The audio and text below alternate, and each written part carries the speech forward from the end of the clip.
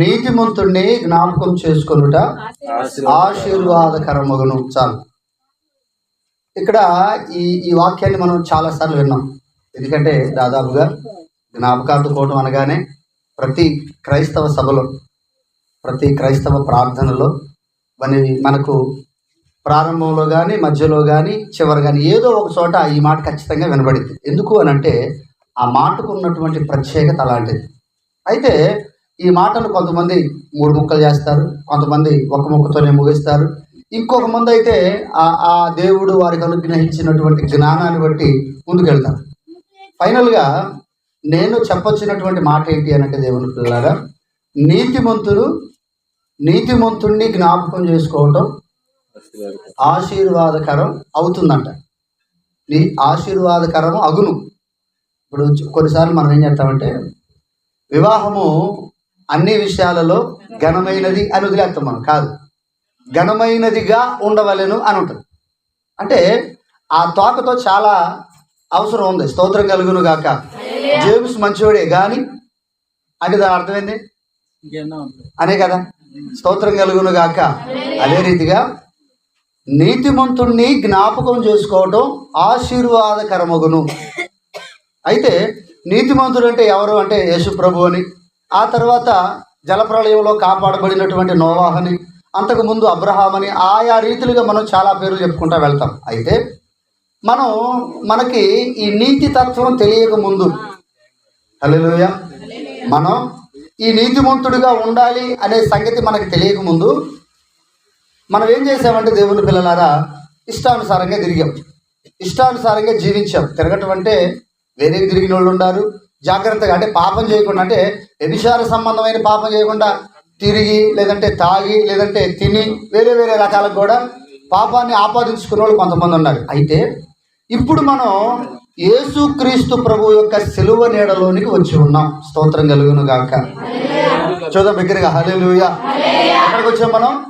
యేసుక్రీస్తు ప్రభు కృపలోనికి వచ్చాం. ఆయన పాదాల దగ్గరకు మనం వచ్చాం. అయితే మన జనరేషను ఎలా ఉందనేది మనకు అనవసరం. ఎందుకంటే ప్రభు కృపను బట్టి ఈ దినాన మనం ఈ స్థితిలో ఉన్నాం. ఇందును బట్టి యేసయ్యకి మహిమ కలుగును గాక. చేతులు ఎత్తరా, హల్లెలూయా. అయితే నెక్స్ట్ జనరేషన్ ఏం చేద్దాం? మన తల్లిదండ్రులు మనకు చెప్పారు, మనం వినలా. మన తల్లిదండ్రులు మనకు చెప్పారు, మనం వినలా. కానీ ఏదో ఒక రీతిగా ప్రభు కృపను బట్టి ఈ స్థితిలోనైతే ఉన్నాం. అయితే ఒకవేళ మనం పాపంలో ఉన్నప్పుడు, ఒకవేళ చనిపోతే, పాపంలో ఉన్నప్పుడు నశించిపోయినట్లయితే, పాపంలో ఉన్నప్పుడు యాక్సిడెంట్ జరిగినట్టయితే, పాపంలో ఉన్నప్పుడు మరణం అనుకోకుండా మనల్ని పలకరించినట్లయితే మన పరిస్థితి ఏంది? అయితే ఇప్పుడు మనం తెలుసుకున్నాం కదా. ఏం తెలుసుకున్నాం? హల్లెలూయా. చెప్పాలి, నాకే చూడాలి అందరూ. హల్లెలూయా. ఏం తెలుసుకున్నాం మనం? ప్రభువులో ఉంటే నిత్య జీవం కలిగిద్ది అని మనం తెలుసుకున్నాం. ప్రభువులో లేకపోతే నిత్య మరణం అనే సంగతిని కూడా మనం తెలుసుకొని నిత్య జీవం వైపు మనం వచ్చాం. అయితే మీరు గమనించండి, శాశ్వతంగా పరలోకం ఉండిద్ది, శాశ్వతంగా నరకం కూడా ఉండిద్ది. రెండు శాశ్వతంగానే ఉంటాయి. ఏది మధ్యలో ఆగిపోయేది లేదు.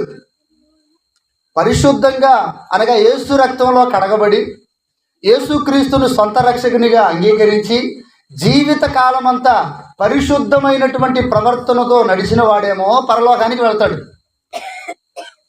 అయితే ఇష్టానుసారంగా జీవించినాడు, బాప్తిసం తీసుకొని మరలా వెనకబడ్డాడు, లేదంటే బాప్తిసం తీసుకున్నానని ప్రజలను నమ్మించి కుటుంబంలో ఇష్టానుసారంగా ఉన్నాడు, లేదంటే సమాజంలో ఇష్టానుసారంగా ఉన్నాడు, ఏమైపోతారు చెప్పండి? ఏంది, ఎవరు ఏం మాట్లాడరు? ఏంది పాస్టర్ గారు, ఏంది నీ వ్యవహారం ఏందన్నట్టుకుంది మీ వ్యవహారం. స్తోత్రం కలుగును గాక. అంటే శాశ్వతంగా ఉండేటటువంటి పరలోక రాజ్యంలో మనం ఉండాలి అని అంటే, ప్రభువును తెలుసుకున్న తర్వాత శాశ్వతమైనటువంటి బహుమానం పొందుకోవడానికి శాశ్వత కాలం మనం ఒకేలాగా ఉండాలి, అనగా చచ్చేంత వరకు ఒకేలాగా ఉండాలి. అదే నరకంలోనికి వెళ్ళాలనే ఉద్దేశం మనకుంటే మన ఇష్టానుసారంగా ఉండొచ్చు. అయితే ఇక్కడ ఇంకొక సంగతి రాయబడింది బైబిల్లో. నీతిమంతుడంట 7 సార్లు పడ్డా కూడా తిరిగి లేస్తాడంట. చప్పట్లు పట్టు, హల్లెలూయా. నీతిమంతుడు ఎన్నిసార్లు పడితే తిరిగి లేగుతాడంట? 7 సార్లు పడినా తిరిగి లేగుతాడంట. దావీదు పడ్డాడు, తిరిగి లేచాడు. ఎందుకు లేచాడో తెలుసా? తనంతట తాను లేగవలా. ఓ మనిషి వచ్చి, ఓ ప్రవక్త వచ్చి అతన్ని ప్రశ్నించినప్పుడు అతనికి ఉన్నటువంటి లోపాన్ని తెలియజేసినప్పుడు అతను రియలైజ్ అయ్యాడు, ఇదిగో నువ్వు పాస్టర్ గారు జాగ్రత్తగా ఉండు, ఏంది నేనేమన్నా పాపాత్ముడు అనుకున్నావా, నేనేమన్నా దొంగను అనుకున్నావా, నేనేమన్నా చేతగాను అనుకున్నావు నువ్వు అని అనలేదు ఆయన. వాక్యం గద్దించినప్పుడు వాక్యానికి లోబడ్డాడు. నీతిమంతుడు అంటే ఎవరు? వాక్యానికి లోబడేవాడు నీతిమంతుడు. మొన్న మధ్య యూట్యూబ్లో ఒక వాక్యం వింటా ఉన్నా నేను. ఆ పాస్టర్ గారు వాక్యం చెబుతూ ఒక మాట అన్నాడు. సావుకుడు అనేవాడంట లోపాలు కలిగినోడై ఉండకూడదంట. లోపం అంటే మనం ఏం గుర్తొచ్చింది? ఫస్ట్ లోపం అన్నా పాపం అన్నా మనకి గుర్తొచ్చేది ఏకైక ఒకటే. అయితే ఆ పాస్టర్ గారు ఏ లోపం అని చెప్పినప్పుడు నేనైతే చాలా సిల్లీగా అనిపించింది నాకు. అరే ఇది కూడా లోపమేనంటవా అని అనిపించింది. ఏంటి ఆ లోపం అని అంటే ఆయన చెప్పాడు, ఇదిగో నువ్వు రాగలుగుతానంటే వస్తానని, లేకపోతే రానను. అంతేగాని వస్తానని చెప్పి రాకపోయినా ప్రార్థన చేయడానికి, వస్తానని రాకపోయినా, ఇస్తానని ఇవ్వకపోయినా, చేస్తానని చేయకపోయినా, అది లోపాలలో ప్రాముఖ్యమైన లోపం అదేనంట. ఎందుకో తెలుసా? వాక్యం చెబుతుంది, పెద్దలందరూ చెబుతూ ఉంటారు, దేవుడంట వేషధారిని క్షమించడంట, వేసినైనా క్షమిస్తాడంట. రాహాబు మాదిరిగా, రాహాబు వేసి ఆమె క్షమించబడింది, కానీ వేషధారిని ఆయన క్షమించడంట. అయితే ఏం చేస్తాడంటే ప్రభు తన వాక్కును పంపిస్తాడు మన దగ్గరికి. స్తోత్రం కలుగునుగా. ఎందుకు మన నెక్స్ట్ జనరేషన్ని, మన తర్వాత వచ్చే జనరేషన్ని జాగ్రత్తగా నడిపించడం కోసం మనం శ్రేష్టమైనటువంటి పునాది మీద కట్టబడాలంట. మన పునాది ఎలా ఉండాలా చెప్పండి? ఎలా ఉండాలి మన పునాది? శ్రేష్టమైనది, బలమైనదై ఉండాలి. పునాది సరిగ్గా లేకపోతే గృహం కూలిపోయింది. మనం ఎన్నోసార్లు వాక్యం విని ఉంటాం, ఇసుక మీద ఇల్లు కట్టేవాడు కూలిపోయింది, వానలు వస్తే వరదలు వస్తే కూలిపోయింది. అదే బండ మీద ఇల్లు కడితే. అదే రీతిగా మన పునాది అనే దానిలో బలం ఉంటే పిల్లలారా, ఆ పునాది మీద కట్టినటువంటి ఇల్లు శాశ్వత కాలం నిలబడిద్ది. స్తోత్రం కలుగునుగాక, స్తోత్రం కలుగునుగాక, స్తోత్రం కలుగునుగాక. ఇప్పుడు మీరు జాగ్రత్తగా వినండి. ద్వితీయోపదేశకాండము 6వ అధ్యాయంలో 4వ వచనం నుండి 9వ వచనం వరకు. ఇశ్రాయేలు వినుము, మన దేవుడైన నీ పూర్ణ హృదయముతోను, నీ పూర్ణ ఆత్మతోను, పూర్ణ శక్తితోను నీ దేవుడైన యెహోవాను ఇక్కడ నుంచి మీరు జాగ్రత్తగా చదువురా. నేడు నేను నీకు ఆజ్ఞాపించు ఈ మాటలు నీ హృదయములో ఉండవలెను. నీవు నీ కుమారులకు వాటిని అభ్యసింపజేసి నీ ఇంట కూర్చుండునప్పుడును, త్రోవన నడుచునప్పుడును, పండుకొనున్నప్పుడును, లేచునప్పుడును వాటిని గూర్చి మాట్లాడవలెను. సూచనగా వాటిని నీ చేతికి కట్టుకొనవలెను. అవి నీ కన్నుల నడుమ బాసికము వలె ఉండవలెను. నీ ఇంటి ద్వార బంధముల మీదను, నీ గౌనుల మీదను. ఒకసారి నా వైపు అందరూ స్తోత్రం చెప్పండి, 2 చేతులు పైకి. హల్లెలూయా. ఇశ్రాయేలు వినుము అని ప్రారంభించబడినటువంటి మాటతో ప్రారంభమైనటువంటి ఆ వాక్కు ఎన్ని మెలకలు తిరిగిందంటే దేవుని పిల్లలారా, ఒక నది ఎన్ని మెలకలైతే తిరిగిద్దో, ఒక వాగు ఎన్ని మెలకలైతే తిరిగిద్దో, ఒక మనుషుని యొక్క పాపాత్ముడైనటువంటి మనుషుని యొక్క ఆలోచన ఎన్ని మెలకలైతే తిరిగిద్దో అన్ని మెలకలు తిరిగి చివరికి ఏం చెబుతుందంటే అవి నీ గౌనుల మీద కూడా రాసుకోవాలంట ఆ మాటలు.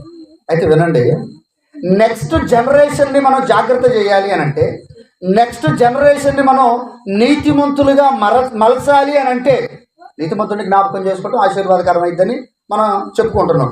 యేసు ప్రభువుని జ్ఞాపకం చేసుకుంటున్నాం. తర్వాత అనేక మంది మంచి భక్తులను, ఎబ్రీ పత్రిక 13వ అధ్యాయంలో రాయబడింది, ఇంత గొప్ప సాక్షి సమూహము మేఘము వలె మనలను ఆవరించి ఉన్నందున సులువుగా చిక్కులు పెట్టే పాపాల్లో మనం పడకుండా ఉండాలని వాక్యం చెబుతుంది. అయితే మన నెక్స్ట్ జనరేషన్ కనుక బాగుండాలి అని అంటే మనం ఏం చేయాలంట? మన పిల్లలకు వాటిల్ని జాగ్రత్తగా నేర్పాలంట. ఏం చెబుతుంది అక్కడ? నీవు నీ కుమారులకు వాటిని అభ్యసింపజేసి. చాలామంది ఏం చేస్తారంటే ప్రార్థనకు వచ్చినప్పుడే పిల్లల్ని మర్చడం కూర్చోబెడతారు. ఇంటి దగ్గర ఉన్నప్పుడు ప్రార్థనలో కూర్చోండిరా, బైబిల్ చదవండిరా అని చెప్పరు. ప్రార్థనకు వచ్చినప్పుడు మాత్రం లేచి తిరుగుతుంటే ఎవరన్నా ఈ పిల్లగాడు ఎంత బాగా చేస్తున్నట్టు వాడికి వెళ్ళి ఉరివిను చూసి ఈపి బయలు నాకు బాత్రూండి. ఇంటికి వచ్చిన తర్వాత మాత్రం ఏం చెప్పం వాడికి. ఇంటికి వచ్చిన తర్వాత బైబిల్ చదువుకోరా అని చెప్పం, ఇంటికి వచ్చిన తర్వాత జాగ్రత్తగా ఉండరా అని చెప్పం, ఇంటికి వచ్చిన తర్వాత మర్చడం ఉండరా అని చెప్పం. ఆ కొట్టినోళ్ళు చర్చలో పడతారు కానీ ఇంటికి వచ్చాక మళ్ళీ ఏమన్నారు ఆ విషయం మీద. స్తోత్రం కలుగును గాక. నేనేం చెబుతున్నానంటే మన నెక్స్ట్ జనరేషన్ అనేది బాగుండాలి అని అంటే ముందు మనం ఏం చేయాలంటే వాళ్ళకి అభ్యసింపజేయాలి. ఏం చేయాలి? ఎలా అభ్యసింపజేయాలి అని అంటే ఇంట కూర్చున్నప్పుడు నేర్పాలంట, నడిచేటప్పుడు నేర్పాలంట, నిద్రపోయేటప్పుడు నేర్పాలంట, మేల్కొన్నప్పుడు నేర్పాలంట. అవి నేర్పడం కోసం దేవుని పిల్లలారా వాక్యం ఏం చెబుతుందంటే అవి మన ఇంటి గుమ్మముల మీద, చేతులకి, నడుమ బాసికంగా, మన ఇంటి బయట ఉన్నటువంటి గౌనుల మీద కూడా, ఐ మీన్ చర్చిలకు రాస్తారు చూసివా, ఇంటి బయట గోడల మీద వాక్యాలు రాస్తారు చూసివా, ఆ రీతిగా రాయాలంట. చూడండి, నేను మొన్న మధ్య ఓ క్రైస్తవుని ఇంటికి వెళ్ళా. ప్రార్థనాపరుడే, మంచి ప్రార్థనాపరుడు ఇంటికి వెళ్ళాను. అతను ప్రార్థనాపరుడు అనే సంగతి మామూలుగానే తెలుసు నాకు, కానీ ఇంట్లోకి పోయిన తర్వాత నాకు అర్థం కాదు అతను ప్రార్థనాపరుడని. కారణం ఏంటో తెలుసా?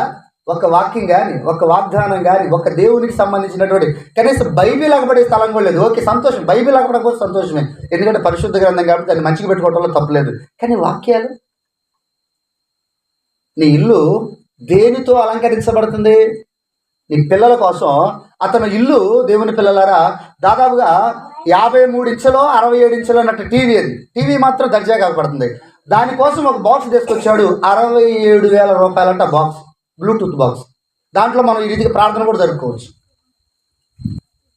ఐడియల్ పాస్టర్ గారు ఇదిగో ఈ బాక్స్ తీసుకొచ్చా, టీవీ అంతా అది అంటాడు. ఇవన్నీ బాగానే ఉండేలే కానీ వాక్యాలే అన్న. వాక్యాలు ఎందుకంటే మన హృదయంలో ఉంటాయి కదా. అవునా? మంచిదే. మరి నీ పిల్లలకి ఏం నేర్పుతున్నాను? మరి వాళ్ళకు కూడా హృదయంలో ఉంచుకోమని నేర్పుతున్నానండి. నాకు చాలా బాధ వేస్తుంది. అయ్యా, వాళ్ళకి మనం అభ్యసింపజేయాలంటే అనుక్షణం వాళ్ళతో పాటు నువ్వు ఉండలేదు. అందుకని ఏం చేయాలి అంటే ఇదిగో, అరే ఇదిగో మన గోడ మీద పడుతుందా, బీరు పక్కన ఉండే వాక్యం, ఆ వాక్యాన్ని రేపు నువ్వు నాకు చెప్పాలరా. స్కూల్లోకి పోయిన తర్వాత నువ్వు అల్లరి చేస్తున్నావు అంటే ఏంటిరా? కూర్చోబెట్టి అవసరమైతే వాళ్ళని మోకాళ్ళు లేపించి, మన పిల్లలండి, ఎవడో కొట్టే కాడికి మనం కొట్టడం ఉత్తమం కాదా? ఎవడో తిట్టే కాడికి మనం తిట్టడం ఉత్తమం కాదా? ఎవడో వాళ్ళని హింసించే కాడికి మనం హింసించడం ఉత్తమం కాదా? ఎవడో కొడితే మనకు ఎంత బాధ వచ్చింది? వాక్యంతో కావచ్చు, చేతితో కావచ్చు. వాక్యం చెబుతుంది, బెత్తము వాడని వాడు కుమారునికి అంటే దాని అర్థమైంది.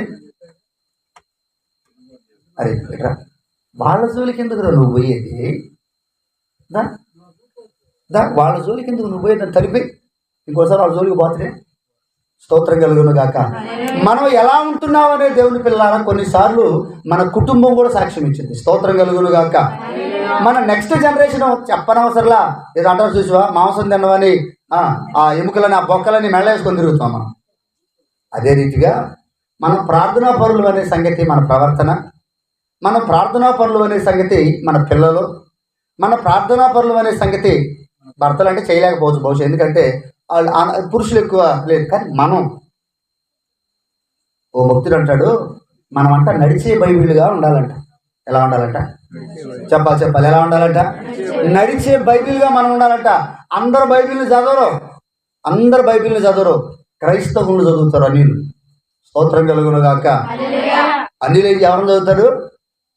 మనల్ని చదువుతారు వాళ్ళు. అందుకని మనం ఎలా ఉండాలంట? నడిచే బైబిల్ మాదిరి ఉండాలంట. అయితే పూర్వం మనకు తెలియదండి. చాలామంది ఏం చేస్తారంటే, పూర్వం ఏదన్నా ఒక మాట చెప్తే, అబ్బు మొన్నటి దాకా నువ్వేదో భక్తి రేటు నాకు చూసి వేదురు అంట. మొన్నటి సంగతి నీకు ఎందుకు? ఇవాళ సంగతి చూడు. వాక్యం ఏం చెబుతుంది? నీతి మంత్రులు 7 సార్లు పడ్డా తిరిగి లేవుతారంట. నిన్న ఎలా ఉండదు నీకు అనవసరం అయ్యా, ఈరోజు ఎలా ఉండదు చూడు. గంట క్రితం ఎలా ఉండనేది నీకు అనవసరం, ఇప్పుడు ఎలా ఉండో చూడు, ఇక నుంచి ఎలా ఉంటాడో చూడు. స్తోత్రం కలుగును గాక. అయితే మన జీవితం పాడైపోయిందని అనుకున్నాం మనం. ప్రభు తన కృపను బట్టి మనల్ని రక్షించాడు. అయితే మరి మనల్ని ఎందుకు వచ్చాడు? మరి ఒక పాట ఉందండి, ఎక్కువ కాలం పని ఉందంటే నువ్వు బతుకుతావంట, నీతో పని అయిపోయిందంటే నువ్వు చచ్చిపోతావంట. అయితే నువ్వు బ్రతికున్నావు, నువ్వు ప్రార్థనా పరుడివేగా, ప్రార్థనా పరురాలువేగా, నువ్వు బ్రతికే ఉన్నావుగా. ఎందుకు బ్రతికున్నావు? నెక్స్ట్ జనరేషన్ బాగు చేయడానికి నువ్వు పెట్టుకున్నావు. ఇది నా ఉద్దేశం. చాలా కారణాలు ఉన్నాయి, లేవంటలే నేను. ఇది ఒక కారణం. హల్లెలూయా, హల్లెలూయా. నెక్స్ట్ జనరేషన్ మనం బాగు చేయాలి. అయితే నా కొడుకు ఉన్నప్పుడు వాడికి అబద్ధాలు చెప్పడం నేను నేర్పాను అనుకో, నేను లేనప్పుడు వాడు ఏం చేస్తాడు? ఎవరు లేనప్పుడు నా పిల్లల ముందు ఎదుటోళ్ళ మీద మేము సాడీలు మాట్లాడుకున్నాం అనుకో, వాడికి ఏం అలవాట్లు వస్తాయి? ఎందుకు? మనం కొన్ని విషయాలండి మన పిల్లలకు మనం చెప్పాల్సిన పనిలే, వాళ్ళని నీతిమంతులుగా తయారు చేయాల్సిన బాధ్యత మన మీద ఉంది. మీరు గమనించండి, పియానో మన ఇంట్లో ఉందనుకోండి, క్యాష్ అంటారు చూసివా, క్యాష్ మన ఇంట్లో ఉందనుకోండి, పిల్లలకి నేర్పాల్సిన పనిలే. వాళ్ళే పోయి అదో ఇదో నొక్కుతూనే ఉంటారు. పోయినసారి మీటింగ్ జరిగినప్పుడు ఆ పక్కన 3 రోజులు ఏం చేశారంటే అవి మొత్తం అంటే సిస్టమ్ ఉంటుంది కదా, ఇంట్లో పెట్టారు. ఒకరోజు నాకు తెలియకుండా నన్ను బయటకు తీసి చిన్న బాటిల్ తీసి కొట్టడానికి ట్రై చేస్తాను. రే ఏందన్నా? నేను అన్నాను అడిగా, అన్న తీసుకొని కొట్టమన్నా నన్ను. వెంటనే ఫోన్ చేశా, ఎందుకంటే వాళ్ళకి లూజ్ చేయకూడదు. మనం వెంటనే ఫోన్ చేశా, అయ్యా విక్రమ్ ఇది సంగతి అంటే నన్ను అడిగాడు పాస్టర్ గారు, నేనే తీసుకోమన్నా, అబద్ధం చెబుతున్నాను అనే సంగతి. ఆయన అబద్ధం చెబుతున్న సంగతి నాకు అర్థమైంది, ఎందుకంటే వాడిని కొడతానే ఉన్నాను. నువ్వు వచ్చిన తర్వాత ఏం చెప్పానంటే, నేను అయ్యా అలా కాదు, పిల్లలకి నువ్వు అబద్ధం చెప్పొద్దు, కావాలంటే మీటింగ్ అయిపోయిన తర్వాత 1 గంట సేపు వాడికి నేర్పు అన్న. ఒక చిన్న వీడియో నేర్పిండు, ఒక వీడియో తీసి నాకు పెట్టి. స్తోత్రం కలుగును గాక. నేనేమంటానంటే, చిన్న తప్పిదాలు దేవుని పిల్లలారా రేపటి దినాన భయంకరమైనటువంటి పెను తుఫానులుగా మన కుటుంబాలను నాశనం చేసే పరిస్థితులు వస్తాయి. అందుకని మన నెక్స్ట్ జనరేషన్ మనం జాగ్రత్తగా ఉంచాలి. స్తోత్రం కలుగును గాక. నెక్స్ట్ జనరేషన్ మనం నీతిమంతులుగా మార్చాలి అని అంటే ముందు మనం నేర్చుకుని ఉండాలి కదా. హల్లెలూయా, హల్లెలూయా. ఇందాక పాస్టర్ గారు వాక్యం చెబుతూ, అయ్యా తిరుపతమ్మ గారు ఒక పాట పాడేది, మీ ఇద్దరం కలిసి మేము. అవును, వాస్తవమే, అయ్యగారు చెప్పింది వాస్తవమే. ఎందుకంటే అయ్యగారు నేను వెళ్ళి అక్కసారి పాట పాడించుకున్నాడు. విన్నరా నరుడా యెహోవా దేవుని చరిత్ర ఎంత విన్న కానీ మరుపు రాని కదరా. ఆ మాట బాగా పాడిద్ది అక్క. అయితే ఆ పాటను ఇప్పుడు ఆమె గురించి ఎందుకు చెబుతున్నాం మనం? కొన్ని విషయాలు మాకు నేర్పలేదు అంటలా, వాళ్ళ వాళ్ళకు కూడా నేర్పింది, చాలామందికి నేర్పింది. అయితే ఆమెలో ఉన్నటువంటి ఏకైక లోపం ఏంటి అని అంటే, దేవుని పిల్లలారా చెప్పే మాట బలంగా చెప్పలేదు. అయ్యా ఏ అని కర్ర తీసుకుంటే ఆగేవాళ్ళు. అలా కాదయ్యా, తప్పని, అది మీ దండం పెట్ట రాగండి. పిల్లలకి జ్ఞానం చేసేటప్పుడు స్తోత్రం కలుగును గాక. దేవుని కృపను బట్టి వాళ్ళందరూ రక్షించబడ్డారు, సంతోషమే. అయితే నేను అంటాను, మనం చెప్పే మాట కరాఖండిగా చెప్పాలి. అయితే ఈ మాట కొంతమందికి నచ్చకపోవచ్చు. ఏ మాట? కరాఖండిగా చెప్పాలనే మాట నచ్చకపోవచ్చు. కానీ వాక్యం ఏం చెబుతుందంటే ఖచ్చితంగా మనల్ని గద్దిస్తుంది. ఖండించాలంట, గద్దించాలంట, బుద్ధి చెప్పాలంట. అదే రీతిగా ఈ వాక్యాన్ని అంట సమానముగా విభాగించాలంట. వాక్యాన్ని కూడా సమానంగా విభాగించాలి. ఎలా విభాగించాలి? ఇష్టానుసారంగా కాదు, ప్రభువుకు మహిమకరంగా. స్తోత్రం కలుగును గాక. ఒక వాక్యాన్ని తీసుకొని ఆ వాక్యాన్ని నాకు అనుకూలంగా మార్చుకోవచ్చు నేను. ఇప్పుడు తిరుపతమ్మ గారు మంచిది, శ్రేష్టమైనటువంటి వ్యక్తి, ఆమెలో ఏమీ లోపం లేవంటే వాళ్ళ 3 పిల్లలకి ఎంత సంతోషంగా ఉంటుంది, వాళ్ళ కూతుర్లకి ఎంత సంతోషం ఉంటుంది. ఇప్పుడు లోపం అనే మాట నేను ఎందుకు చెప్పానంటే, చెప్పవలసినటువంటి మాట మనం సరి అయిన సమయానికి చెప్పకపోతే జనరేషన్ పాడయ్యే అవకాశం ఉంది. మన పిల్లలకు మనం జాగ్రత్తలు నేర్పాలి. పిల్లగాళ్ళు పెద్దోళ్ళు వచ్చిన తర్వాత, రే ఏంద్రా వాళ్ళు వచ్చినా ఇంకా వందనాలు చెప్పలేదు అంటాం కాదు. వాళ్ళు రాకముందే, అయ్యా ఎవరన్నా మన ఇంటికి వందనాలు చెప్పాలని ముందే నేర్పాల. అప్పుడు ఏమవుతారు? ఇందాకలా ఏమనుకోమను, ఇందాక నేను ఈ మైకి పెట్టి వెళ్తా ఉంటే ముసలి పిల్లలు 2 అగపడ్డారు, బుష్ దిగారు. అప్పుడే పెద్దోడేమో నన్ను చూసి అని నవ్వుతుండు, చిన్నోడు మాత్రం బ్యాగ్ కింద పెట్టి, మరి డ్రాయర్ కూడా లేదు వాడికి, బ్యాగు కింద పెట్టి 2 చేతులు ఎత్తి వందనాలు చెబుతాడు. చాలా సంతోషించాను నేను. స్తోత్రం కలుగును గాక. అప్పుడు మెదిలింది నాకు ఈ దినాన్ని చెప్పాల్సినటువంటి వాక్యం. ఈ వాక్యానికి కారణం అతనే. ఎవరు? కరుణాకరు. స్తోత్రం కలుగును గాక. వినండి దేవుని పిల్లలారా, మన నెక్స్ట్ జనరేషన్ని మనం జాగ్రత్తగా ఉంచాలి, వారిని కాపాడాలి అని అంటే పూర్తి బాధ్యత మన అందుకని కూర్చున్నప్పుడు నేర్పాలి. ఈ ఒక్క మాట చెప్పి నేను ముగిస్తాను దేవుని పిల్లలారా. పిల్లల్ని ఆదివారం ఏమో చర్చిలో కూర్చోబెట్టి వీడియోలు తీసి దేవుడి పాటలు పెడతారు. 4 రోజులు ఆగిన తర్వాత ఫోటోలు తీసి సినిమా పాటలు పెడతారు.